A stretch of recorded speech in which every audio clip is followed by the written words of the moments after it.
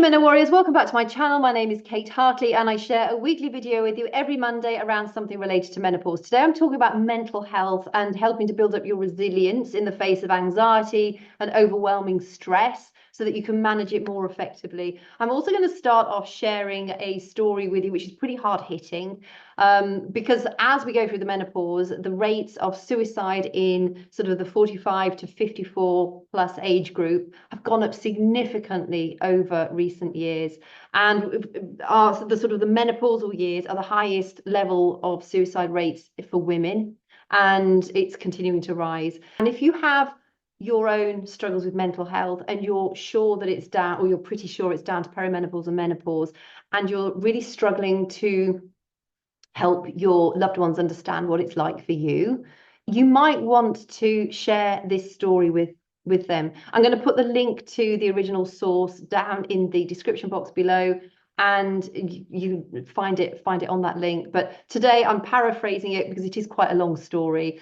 Also, if you're looking for a friendly community where we literally dive into everything: menopause, gut health, adrenal health, managing stress, sugar detox, how to eat healthy, meal prep, healthy food, etc., join my free group. It's called Thrive and Revive Collective. There's a link below this and I'd love to see you in there.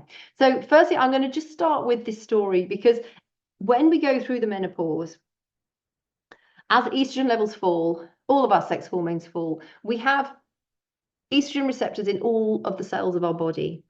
So for some women, they will choose to have HRT, and you might find that you have a cognitive improvement. It's not guaranteed, but you may find that your clarity comes back, you feel more productive. It might help to lift your spirits.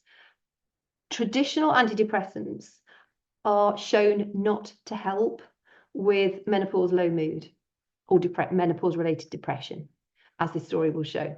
And this is where we need to be very aware of how we're feeling and what our doctors might be prescribing to us, because it might not be what you need.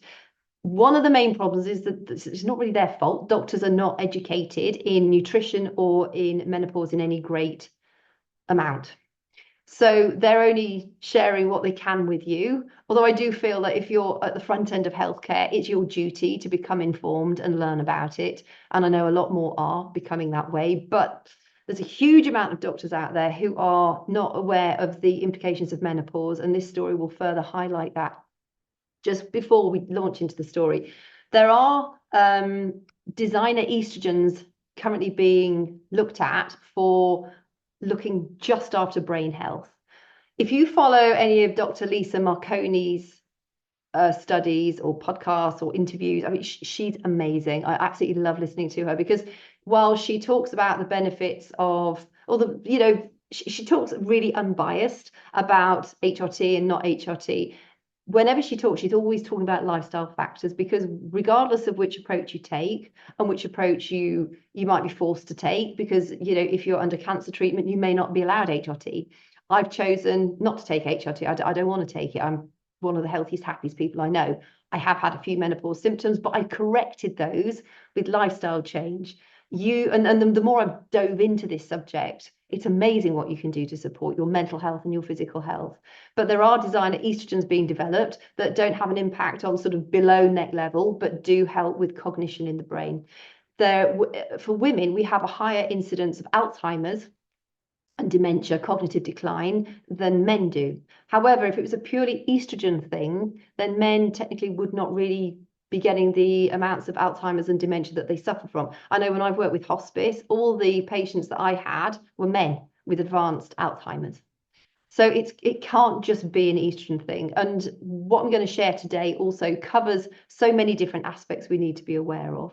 So I'm going to start with the story, and then I'll dive into the various factors that I want to cover with you so that you can take a really considered approach as to what you think is going to be best for you. And for those who cannot take HRT or who do not want to take HRT, I'll be going through the various lifestyle factors that are going to significantly improve not just your mental health, but your resilience to stress, your body's strength overall. So firstly, I'm going to have to read this story because I'm just dragging it across to my screen so that I don't, it doesn't lose the integrity, and I don't want to sort of piecemeal it either, because it really is, it's very It's a really emotional story. So this is Pete, the husband, talking about Victoria, his wife's experience of perimenopause. In April this year, my wife Victoria took her own life. I'm sharing our story because as a family, we not only want to understand how Vic came to this tragic end, but hope that by sharing our truly awful experience, we might just prevent it happening to another woman and her family. My family and I are struggling to come to terms with this terrible event, and it is unimaginable just how unwell Vic must have felt to leave the family and her children that she loved so much. Vic and I had been together for almost 24 years and had been married for over 21 years. We have three wonderful children now aged 16, 18 and 20. We had always had a happy and close marriage. Vic's trouble started in the spring of 2019 at the age of 49. She had never had any mental health issues prior to this. She was warm, kind, incredibly bright, and also humble and giving. Vic was an Oxford-educated lawyer and a qualified teacher. She was strong and capable and the most organised person I knew. Vic made many good friends wherever she was, and we have been overwhelmed by messages of love and support, all expressing complete disbelief over what has happened. Many of them are in shock, as this was so out of character for Vic, and the last person in the world they could ever imagine would end their life when she had so much to live for. I remember in early 2019, Vic saying something like, "I just don't feel right." She had recently been promoted as an associate at the law firm where she worked.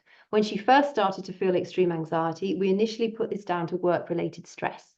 She was signed off work, and the first trip to the GP resulted in a prescription for antidepressants.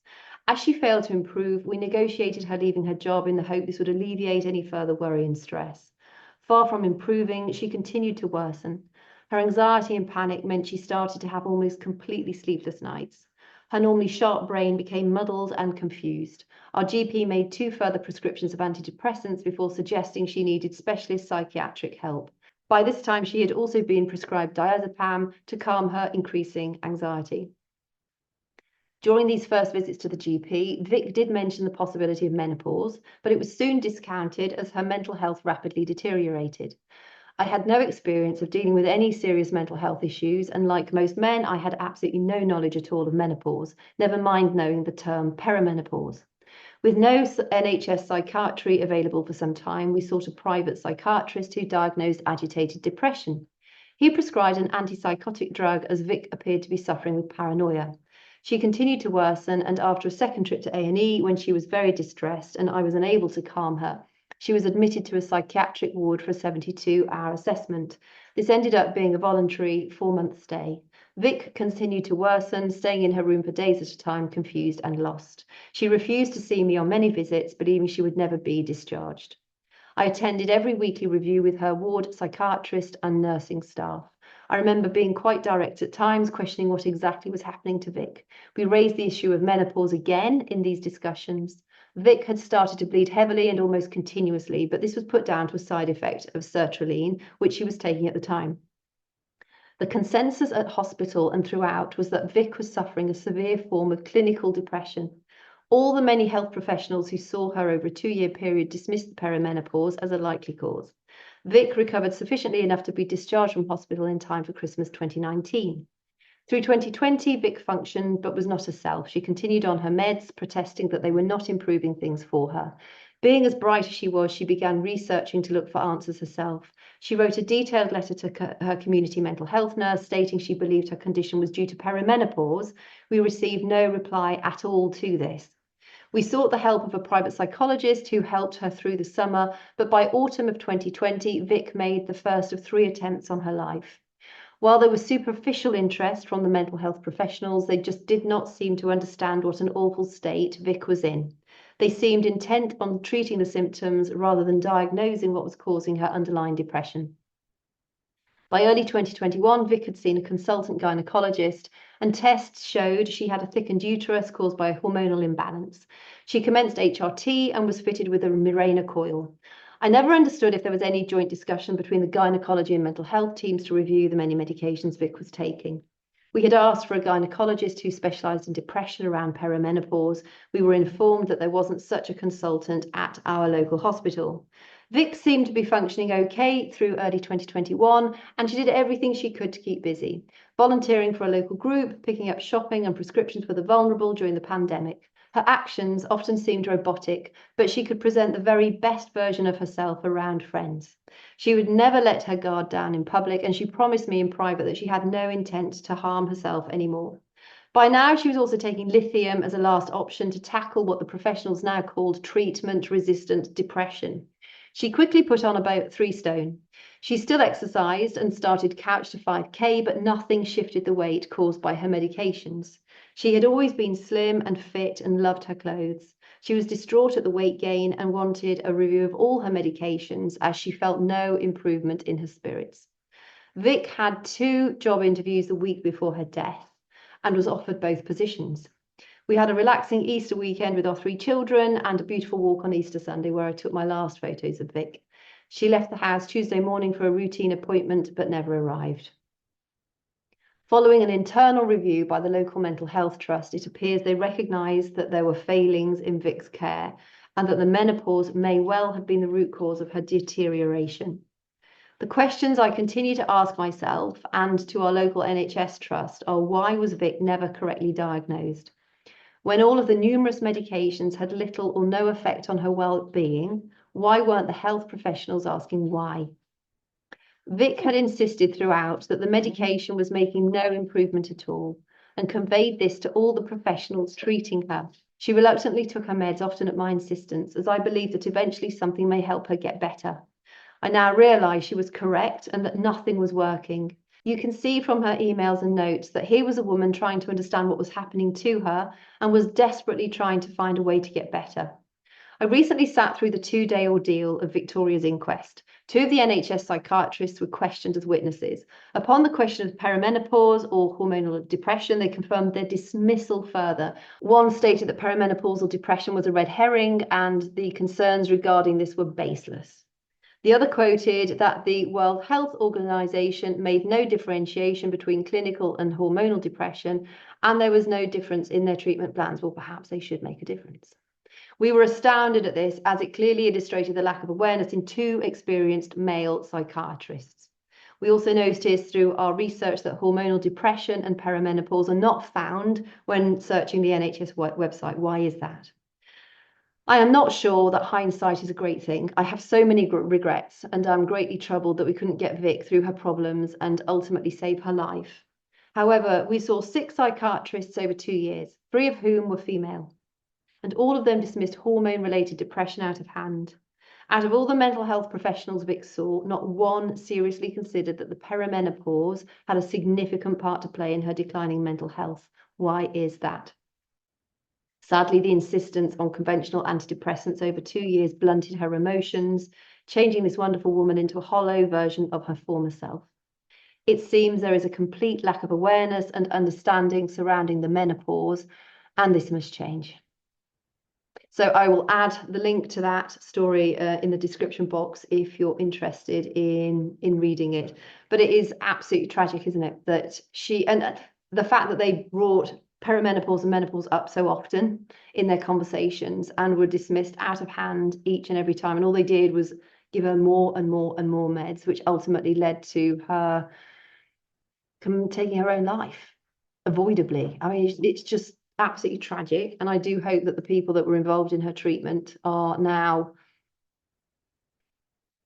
somewhere else, because they should not be advising people in healthcare, in my honest opinion. Antidepressants are still being widely offered to women who are coming for help for low mood and anxiety and depressive related disorders in perimenopause and menopause, which is just shocking. The rate of suicide in women aged 45 to 54 is the highest it's ever been, and also is the highest proportion of suicides in women at all, and that continues to rise. So clearly there is something that we should be doing that we're not, in order to help these women with what they need. So while I've covered estrogen in a small amount for brain-related health, for a lot of women who choose not to take HRT and or indeed cannot HRT, what is open to us? Now, it's not just as simplistic as brain health, because when your sleep is disrupted, that negatively impacts your brain as well as other systems. When your gut health is poor, that negatively impacts your brain as well as other systems. I would honestly say that the 3 pillars of of good health are sleep, your gut health, and your brain health. And today I'm going to cover things that are going to help influence all three of those. And everything is interrelated. One thing I highly recommend that you do is become your best ally, because as you can see from Victoria's story, even though she was doing everything she could in order to help herself, and so was her husband, that they still did not achieve what they needed to achieve because it kept falling on deaf ears, which is the scary thing, because it's not like, oh, one doctor made a cock up. It was a link of cock ups after cock ups after cock ups that ultimately led to her complete frustration and her taking her own life. And it should never ever have happened. So where there are things that we can do in order to help protect ourselves as much as possible, in the hope that we don't ever get to that situation where we're feeling so low. So going on to the things that you can do. First of all, what are you eating? When we are feeding our bodies with things that are toxic for us, like the cakes, like the biscuits, like the croissants, that we're all thinking, what's my treat? It's not. It's nearly as damaging as drinking petrol. You would never think, oh, I really feel like half a glass of petrol right now, partly because it would taste revolting, but you know it's highly poisonous for you. Well, when you consider the rubbish in food as having not such a direct impact on you, but if you can see it as a chemical laden bunch of toxins, which it is, then you might think differently about eating it and calling it your treat, because you don't need it. When you feed your body like you would a normal human being, with a wide range of fresh fruit, fresh vegetables, or frozen fruit and frozen vegetables, lean protein, that can be meat, it can be fish, it can be legumes, it can be plant-based protein. Just make sure that you're eating enough protein, particularly as you go through menopause. You need more protein. I will add a link to the Powerful Proteins guide below, so that it gives you the best sort of food sources for protein. Or join our group, because you can ask me directly in there and I will be able to advise you accordingly in there. Make sure that you are drinking plenty of water. Our brains, our bodies need water. So few of us drink the right amount of water. Measure your body weight in pounds. What is it in pounds? And divide that by 2. And the answer is the amount of the amount of fluid ounces of water you should drink a day. So if you're 160 pounds, you need to be drinking 80 fluid ounces of water a day as a minimum. We need water. And if you're thinking, oh, but I drink lots of tea and coffee, and can I count that towards it? Technically, to a degree you can, but if you're relying just on tea and coffee, I would say no, and get yourself drinking more water. The more you get used to drinking water, the more your body will crave water. We just recently had a water challenge in our group, and not only will you shift excess fat fast, if you've got excess fat to go get rid of, it's going to improve your brain cognition, it's going to improve the function of your body all over. So do consider drinking more water. It's one of the easiest things that you can do. Feed your body like a human would. As far as carbs go, carbs get a bad rap. Carbs also include fruits and vegetables. It's the refined carbs you want to be reducing, or ideally eliminating. Now, again, you can think, okay, is potatoes a vegetable though? But that's also a carb. Yes, it's a carb, it's a healthy carb. It just makes spikes your sort of insulin, your blood sugars a little bit more than maybe a butternut squash would do. I would not get too caught up in it. If at the moment your food revolves around, oh, I really want to eat the cakes and the biscuits, and you can replace the cakes and the biscuits with just healthy food, just normal plants and whatever protein sources and healthy fats that you eat, just do that for the moment. You can refine your healthy carbs at a later date. If you're already eating, you like the natural foods, I would try and reduce the amount of like white potatoes that you're eating, and also the amount of it, because often if we have a big bowl of spaghetti bolognese, our bowl is full of spaghetti. We need a tiny amount, that's all. We don't need the massive bowl of spaghetti. Go large on your bolognese, fill it full of loads of vegetables as well, but significantly reduce your portions of your rice, your pasta, your starchy carbs, because you do not need them so much. Sometimes I do like a crispy pork or sticky pork, sort of crispy sticky pork, and I used to love that on a big bed of mashed potato. I love potatoes, I just adore potatoes. But instead these days what I tend to do is I will cook some cauliflower. I'll put maybe a few carrots, maybe some Brussels sprouts, maybe some butternut squash, and then I mash that all up with some butter and black pepper and some healthy salt. And I have that as my mash instead. It's full of fiber. It's much lower on the glycemic index, so it's not going to spike your insulin so much.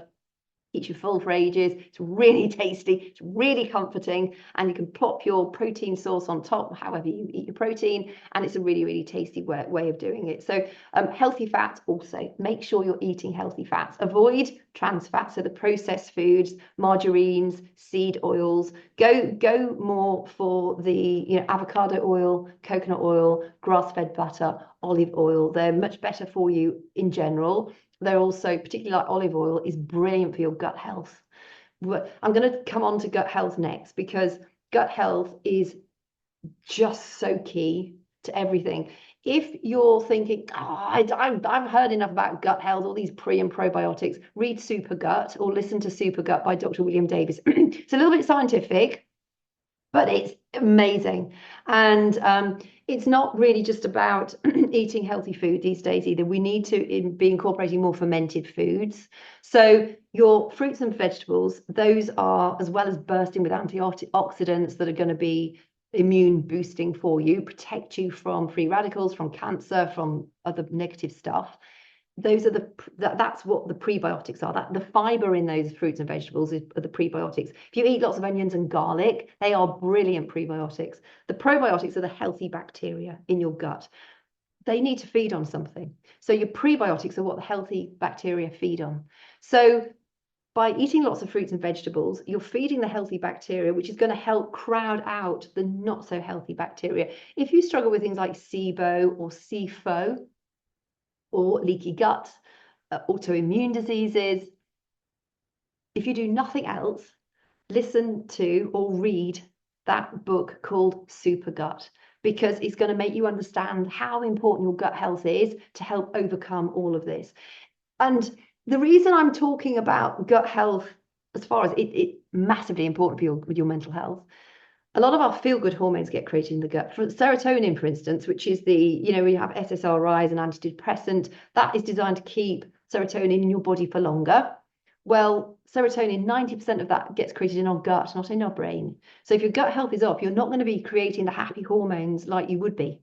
So not only is gut health good for your immune system, your resilience, preventing autoimmune and in preventing inflammatory disease, it's also where a lot of your feel-good hormones are created. It's a lot where your get up and go hormones come from. Gut health is, I cannot stress how important gut health is for you. So as well as the pre and probiotics, you need to be eating or drinking fermented foods, kimchi, sauerkraut, kefir, kombucha, that sort of thing. Raw cheeses, if they've not been pasteurized, they are also good for your gut bacteria. So make sure you're incorporating a wide range of those as well. Now, gut health can have a profound impact on your mental health. And often people say, but if your mother had a good menopause, chances are you'll have a good menopause. If your mother had a bad menopause, chances are you're going to have a tricky menopause too. Not necessarily, because, for instance, if you've been born vaginally, if you were, rather than C-section, if you were bread-fed rather than formula milk, if you had no antibiotics through your life, or very few, versus you've been given a lot of antibiotics, the C-section, the lack of breast milk, and the antibiotics are all going to negatively impact your gut flora. It's nobody's fault, and it's just the way it is. So you may need to actively repopulate your gut flora, rather than somebody who was breastfed, who doesn't really take antibiotics, who was delivered vaginally. So we're all absolutely unique, and where we live also has an impact on our gut health. What toxins are we exposed to? What's your tap water like? Are you living in a very populated industrial area, because you're going to be having more toxins on your skin, you're breathing them in, you might be getting it through your water as well. Whereas if you live in a purer environment, that toxic load is not going to be so great. And all of these things, all of these negative aspects, if you sort of imagine a bucket full of water, and all of these things add little bits of rock and little bits of sand, depending on the importance of them. The more of these little bits of rock and sand that you have in the bucket, the less water which essentially is your mental health, is able to be in that bucket because of the sediment at the bottom. So what you want to be focusing on is which of these rocks and bits of sand can you actually remove. So you can't really change the fact you were born one way over another. You can't change the fact that you may have been breastfed or not. You can't change the fact maybe that you were in hospital and were given a huge amount of antibiotics to help correct something, which hopefully it did correct. What you can do is you can go down to your health food shop and say, listen, or even like 10 years ago, I went through this really strong antibiotic period of my life. I'm really worried about my gut health. What would you recommend I can take to repopulate, to make sure that my gut flora is at its optimum? That is taking a big rock out of that bucket and creating more space for your mental health. Next, we move on to things like exercise. Exercise is really important as you go through the menopause, but it fills your body with feel-good hormones, and it helps you gobble up stress hormones. As estrogen or sex hormones fall, our cortisol does naturally rise in the menopause. So that is one of our stress hormones. So we're already losing our resilience to stress to a degree, which is another rock in that bucket.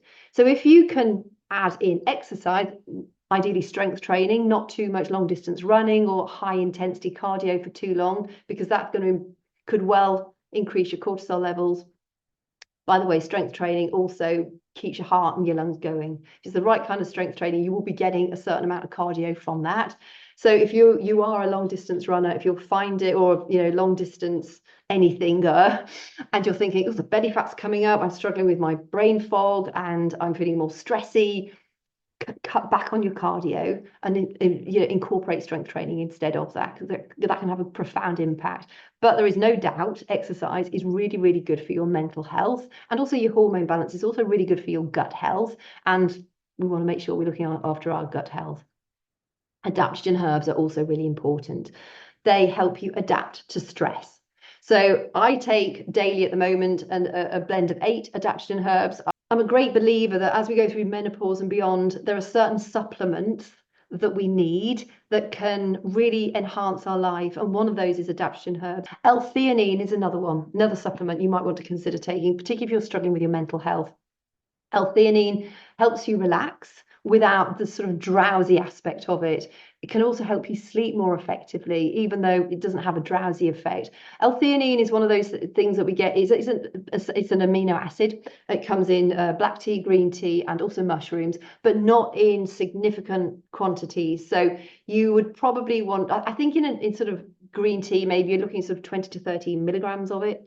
You would want to be looking between sort of 200 to 500 milligrams as a daily dose. So again, I would go down to your health food shop and say, yeah, do you have an L-theanine supplement? This is what I want it for. Can you help advise me as to which one would be the best for me? But L-theanine is one I would definitely recommend you look at. So you're looking at your probiotics for your healthy gut. Make sure you're eating your fruits and your vegetables, which are the prebiotics that help to populate, they help feed that healthy bacteria. You're looking at L-theanine to help further calm you, adaptogen herbs to help build your resilience to stress.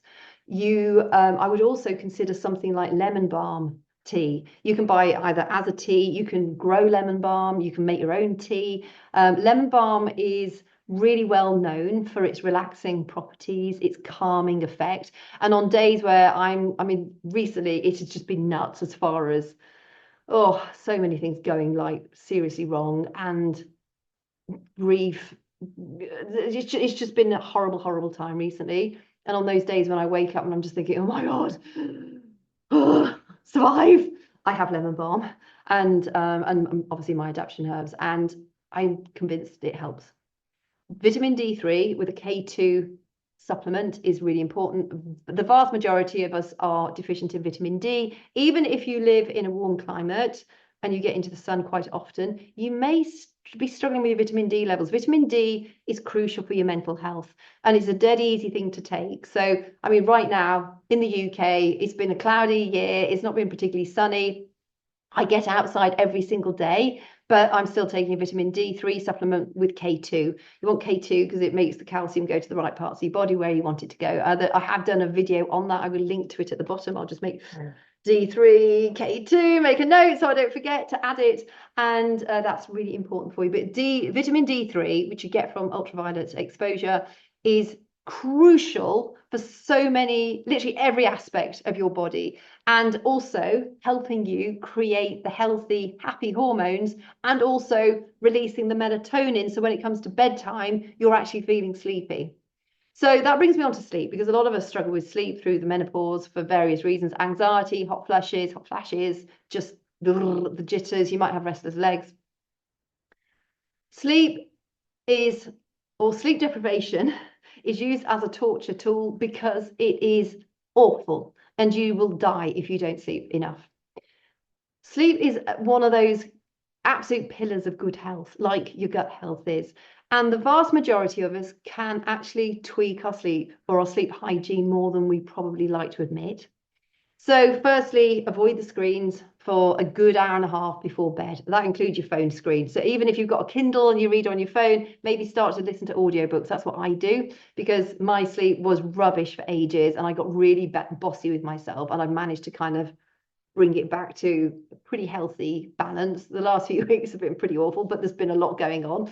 I'm not invincible, but now, you know, my sleep's coming back again. So magnesium supplement can be really helpful. A lot of people say magnesium glycinate to help with sleep. Different people respond to magnesium, the various forms of magnesium, slightly differently. I actually think a magnesium complex is a really great way to go. So it contains, you know, all forms of magnesium. You might want to take magnesium before bed, or even have an Epsom salt bath before bed, because the Epsom salts contain magnesium and your skin will absorb them as well. So that's a really relaxing way of trying to make sure that you go to sleep well. You might want a sleepy tea that's like chamomile or verbena or lavender. You know, there's lots of sleepy teas out there on the market. So maybe try a cup of sleepy tea before you go to bed. Avoid sweet, sugary things before bedtime. Often, I mean, Greek yogurt is high in protein. Sometimes Greek yogurt with a few berries on top. That might be a really nice way of, if you fancy a dessert after your dinner, then possibly consider something like that. Avoid caffeinated things. Coffee stays in our body. I think it's a 12-hour shelf life in our body once we've had it. And caffeine is going to negatively impact your sleep. A lot of us like a cube of dark chocolate after dinner.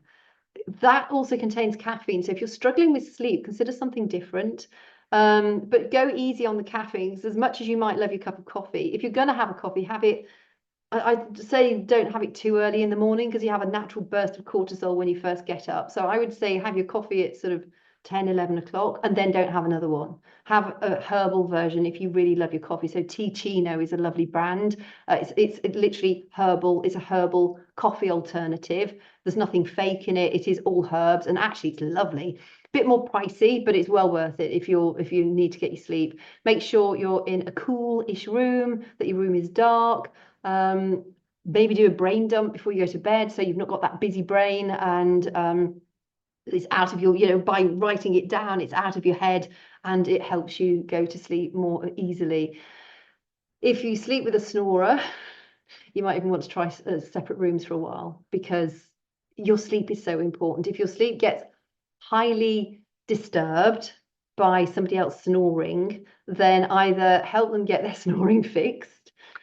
There must be a reason for them snoring, or move to a different room for a while, just so that you can catch up on your sleep. And you'll find often that once you've found your sleep routine again, it's easier to go to sleep, because you're sort of you gain confidence that you can sleep better, and you're probably not going to be as disturbed through the night if you then get back into the room with the snorer. So I know you might be thinking, oh, this is a bit brutal, but it's if you're struggling with your sleep, you need your sleep, particularly if it's having a negative impact on your mental health. And of course, meditation or meditative practices. I love being out in nature. For me, that really works. I'm not a great meditator, but if you are and you can, then I highly recommend it.